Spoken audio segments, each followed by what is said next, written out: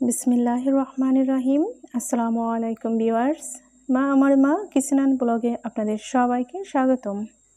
চলে এলাম নতুন একটি দুর্দান্ত স্বাদের রেসিপি নিয়ে। তো দেখতে পাচ্ছেন এখানে আমি মিষ্টি কুমড়ার একটা বড় টুকরো নিয়েছি। আজকে আমি মিষ্টি কুমড়া দিয়ে আপনাদেরকে ঘন্ট করে দেখাবো কিভাবে খুব সুস্বাদু করে মিষ্টি কুমড়া ঘন্ট তৈরি করা হয়, এবং খুবই সহজ পদ্ধতি, এবং এই রেসিপিটি খুবই মুখরোচক। তো কথা না বাড়িয়ে আমি চলে যাচ্ছি মূল রেসিপিতে। তো চলুন দেখা যাক রেসিপিটি। তো ভিউয়ার্স, আপনারা আমার সাথেই থাকুন, দেখতেই থাকুন। ভিডিওটি দেখার শুরুতে অবশ্যই একটি লাইক দিয়ে ভিডিওটি কন্টিনিউ করবেন। এখানে আমি মিষ্টি কুমড়ার সেই ফালিটাকে আমি মাঝখান থেকে কেটে 2 ফালি করে নিয়েছি। এরপর যে আমি ছোলাগুলো ছুলে দেখতে পাচ্ছেন কত সুন্দর করে কিউব করে আমি কেটে নিয়েছি। এগুলোকে এখন আমি নামিয়ে ভালো করে ধুয়ে পরিষ্কার করে পানি ঝরিয়ে নেব। তো চলে যাচ্ছি রান্নার প্রসেসিংয়ে। চলুন চলে যাই রান্নার প্রসেসিংয়ে।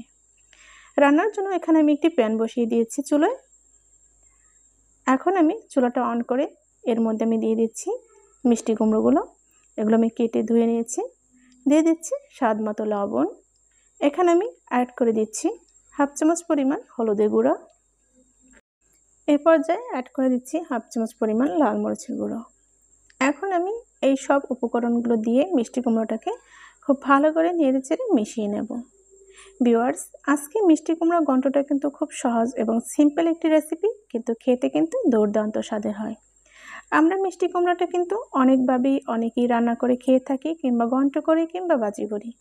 তো আজকে এই রেসিপিটা আপনারা আমার সম্পূর্ণ দেখেই তবেই না জানাতে পারবেন আসলে এই কুমড়ো ঘন্টটা কেমন হয়েছে। আমি সামান্য একটু পরিমাণে পানি দিয়ে নেড়েচেড়ে মিশিয়ে এটাকে আমি ঢাকনা দিয়ে রেখে দেবো 3 থেকে 4 মিনিটের জন্য। দেখতেই পাচ্ছেন মিষ্টি কুমড়োগুলো কিন্তু সিদ্ধ হতে চলেছে। তো আমি 3 মিনিট পর ঢাকনাটা তুলে নিয়েছি। এবার একটু নেড়েচেড়ে দিচ্ছি। তো দেখতে পাচ্ছি ততটা কিন্তু সিদ্ধ হয়নি। এর জন্য নেড়েচেড়ে আমি আবারও ঢাকনা দিয়ে ঢেকে দেবো 2 থেকে 3 মিনিটের মতো। ভিউয়ার্স, খুবই কিন্তু একদমই সিম্পল একটি রেসিপি। এটা কিন্তু আপনারা অনেক সময় এরকম করে রুটি, পরোটা কিংবা ভাতের সাথে খেতে পারবেন। তো ভিডিওটি দেখে আপনাদের কেমন লাগলো এটা কিন্তু কমেন্টের মাধ্যমে জানাতে একদমই ভুলবেন না। এরপর যে ঢাকনা তুলে দেখতে পাচ্ছেন মিষ্টি কুমড়োটা পুরোপুরি সিদ্ধ হয়ে গেছে। এখন আমি এরকম একটা ডলনি দিয়ে এটাকে ভালো করে ম্যাশ করে নিচ্ছি। অবশ্যই এভাবে একটু ম্যাশ করে নিতে হবে, তাহলে কিন্তু কুমড়ো ঘন্টটার প্রকৃত যে স্বাদ সেটাই পাওয়া যাবে। ভিউয়ার্স, আপনারা ভিডিওটি স্কিপ করে বা কেটে কিংবা টেনে টেনে না দেখে সম্পূর্ণ ভিডিওটি দেখার চেষ্টা করবেন, তবে একটি রেসিপি পুরো পারফেক্টভাবে আপনারা শিখতে পারবেন। আর যারা অলরেডি খুব সুন্দর করে রান্না করতে পারেন তাদেরকে অসংখ্য ধন্যবাদ।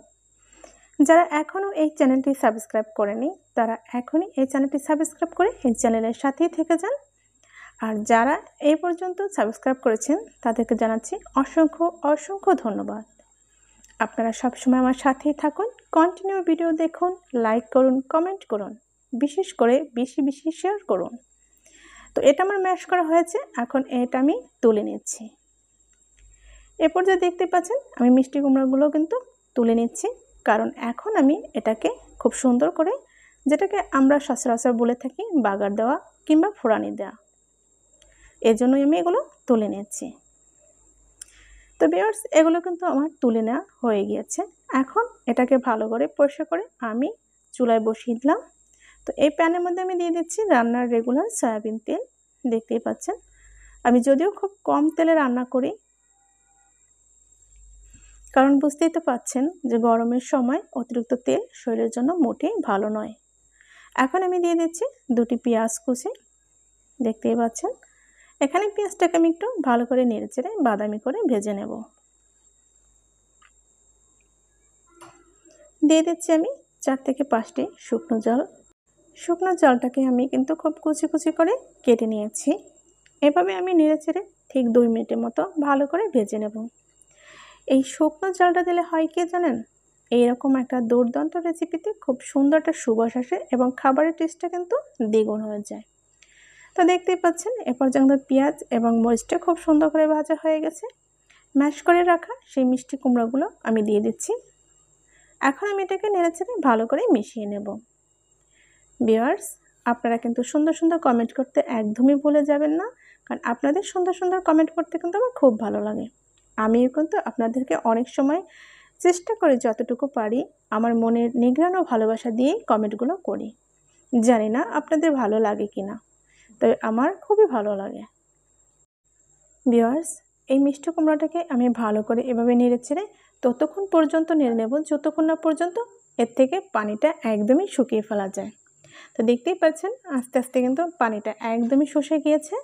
এরকম যতটা সময় নিয়ে খুবই ধীর গতিতে এটাকে নেড়েচেড়ে মিশিয়ে নিয়ে এটাকে একটু শক্ত করে নেওয়া যাবে, ততটাই কিন্তু স্বাদ বেড়ে যাবে। তো এভাবে আমি 2 থেকে 3 মিনিটের মতো চুলার নর্মাল আঁচ রেখে এটাকে নেড়েচেড়ে আমি ভালো করে পানিটা শুকিয়ে নিয়েছি। আপনারা যদি চান যে একটু নরম করে খেয়ে নেবেন, তবে কিন্তু আপনারা খুব তাড়াতাড়ি উঠাতে পারেন। এখন ফাইনালি আপনাদেরকে আমি সার্ভ করে দেখাচ্ছি এটা কতটা লোভনীয় হয়েছে এবং কতটা পারফেক্ট হয়েছে। তো মাশাআল্লাহ, আলহামদুলিল্লাহ বলতেই হবে। কালারটা দেখেছেন কতটা সুন্দর দেখাচ্ছে। তো আমার প্রিয় ভিউয়ার্সরা, এই রেসিপিটা আপনাদের কেমন লাগলো বা কতটুকু আপনাদের ভালো লেগেছে বা আপনাদের উপকারে এসেছে, আপনারা কতটুকু শিখতে পেরেছেন, তা কিন্তু অবশ্যই কমেন্টের মাধ্যমে আমাকে জানাবেন। আর এই ভিডিওটা আশা করব আপনারা বেশি বেশি করে সবার মাঝে শেয়ার করে দেবেন, আবার অন্যকে দেখার জন্য সহযোগিতা করবেন। তো এর জন্য কি করতে হবে, আপনাদেরকে অবশ্যই একটি লাইক দিতে হবে। এর জন্যই বলছি বারবার ভিডিওটি দেখবেন অবশ্যই একটি লাইক দিয়ে। এই মিষ্টি কুমড়াটা দেখতে পাচ্ছেন আমি ডেকোরেশনের জন্য একটু পেঁয়াজের ব্রেস্তা দিয়ে দিয়েছি দেখতে পাচ্ছেন। 2টো মরিচ, একদম লাল মরিচ আমি ভেজে কিন্তু কড়া কড়া করে রেখেছি। এটা যেমন দেখতে সুন্দর, খেতেও কিন্তু দুর্দান্ত হয়। তো ভিউয়ার্স, এইরকম নতুন নতুন রেসিপি, খুবই সহজ এবং সিম্পল রেসিপি পেতে আপনারা সবসময় চোখ রাখুন আমার মা কিচেন অ্যান্ড ব্লগে। সবসময়ের জন্যই চেষ্টা করি একদমই ঘরোয়াভাবে সিম্পল উপকরণ দিয়ে আপনাদেরকে সুস্বাদু খাবার তৈরি করে দেখানোর জন্য। আমার এই উপস্থাপনা আপনাদের কেমন লাগলো বা আমার এই রেসিপি কেমন লাগলো অবশ্যই কিন্তু কমেন্টের মাধ্যমে জানাতে একদমই ভুলে যাবেন না। তো আজ এ পর্যন্তই, দেখা হবে আগামীতে নতুন কোনো রেসিপির সাথে, নতুন কোনো ব্লগের সাথে। সে প্রত্যাশায় সবাই ভালো থাকবেন, সুস্থ থাকবেন। আল্লাহ হাফিজ। আসসালামু আলাইকুম ওয়া রাহমাতুল্লাহি ওয়া বারাকাতুহু। আপনারা যে যেখানেই আছেন সবাই ভালো থাকবেন। ইনশাল্লাহ আপনারা আমার জন্য দোয়া করবেন, আমিও আপনাদের জন্য দোয়া করি। এই গরমে আপনারা বেশি বেশি করে ফ্রিজের পানিটা খাবেন না, যাতে আপনাদের অতিরিক্ত ঠান্ডাটা না লাগে। সবসময়ের জন্যই নরমাল পানি খাওয়ার চেষ্টা করবেন। আজকের মতো এখানেই বিদায় নিচ্ছি।